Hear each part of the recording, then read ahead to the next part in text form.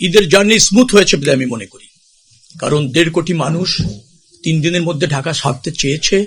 কোথাও কোনো বড় ধরনের 2-1টি অনাকাঙ্ক্ষিত দুর্ঘটনা ঘটেছে, সেটার জন্য আমরা দুঃখিত, জাতি দুঃখিত, জাতি ভারাক্রান্ত, মর্মাহত। একটা প্রাণেরও ডিপারচার কেউ চায় না। সিলন টি রপ্তানিতে শীর্ষে।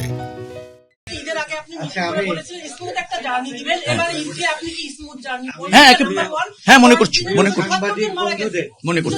ঈদের জার্নি স্মুথ হয়েছে বলে আমি মনে করি, কারণ 1.5 কোটি মানুষ 3 দিনের মধ্যে ঢাকা ছাড়তে চেয়েছে।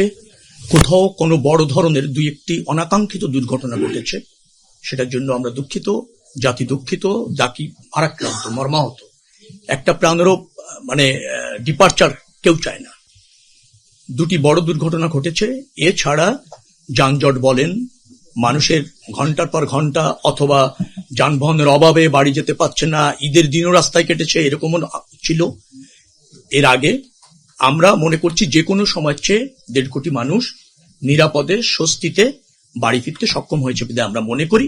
যদিও আমি বলছি যে 2-3টি দুর্ঘটনা আমাদেরকে ব্যথিত করেছে এবং আমাদেরকে যেটাকে বলা হয় ভারাক্রান্ত করেছে। দুর্ঘটনার জন্য কাউকে বিশেষভাবে দায়ী আমি করতে চাই না, তবে এর সাথে যাদের প্রাথমিক পর্যায়ে সম্পৃক্ততা পাওয়া গিয়েছে, তদন্ত কমিটি করে তো এগুলি দেখতে হচ্ছে।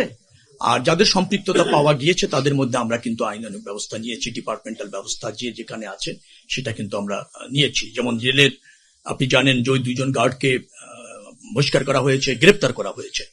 তাদের যে বস ছিল সাব স্টেশন ইঞ্জিনিয়ার, যিনি ওখানে ওই গার্ডগুলি রাখা এবং তারা ফাংশন করছে কিনা, উপস্থিত আছে কিনা, এই যে অফিসারের দায়িত্ব ছিল তাকেও আমরা চাকরিচ্যুত করে ব্যবস্থা নিয়েছি। অর্থাৎ ব্যবস্থা নেওয়া হয়েছে।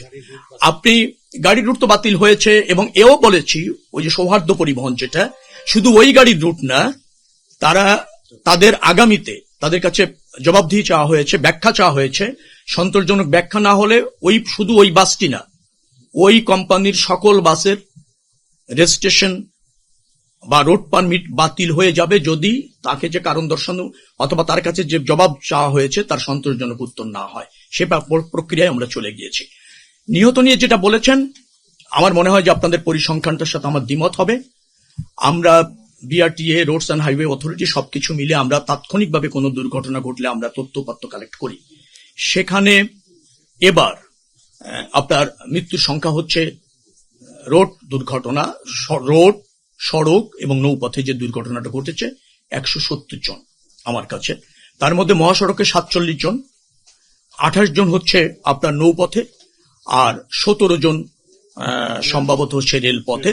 আর বাকি আছে এর বাইরে যেটা আছে 170 জন হলে আরো আছে, এই 170 জনের মধ্যে এটা যদি আপনি যোগ করেন তাহলে পাবেন 100-এরও কম। আরো 70 জন যেটা আছে সেটা অন্যান্য সড়কে আর কি, ধরেন এলজিআরডি সড়ক বা অন্যান্য দুর্ঘটনায় নিহত হয়েছেন।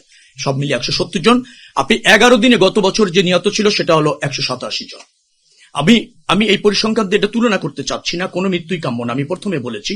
তবে আমরা নিয়ন্ত্রণ করতে পারিনি কথা বলা ঠিক হবে না। নিয়ন্ত্রণে রয়েছে, আগের চেয়ে কম হয়েছে, আগামীতে আমরা আরো কম করবো বিধায় সেই জন্যই কিন্তু এই আজকের এই প্রস্তুতি সভা।